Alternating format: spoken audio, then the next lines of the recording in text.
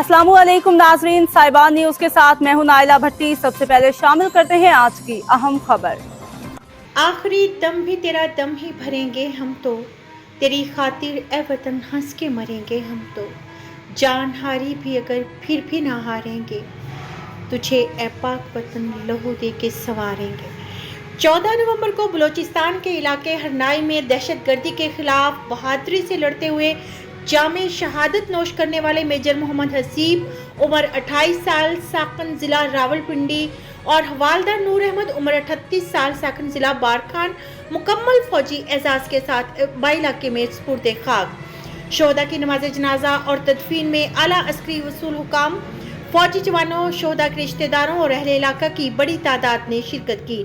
दिफाए वतन में हमारे शोहदा की ये अजीम कुर्बानियां हमारे जज्बे और ईमान की तकवीत देती हैं।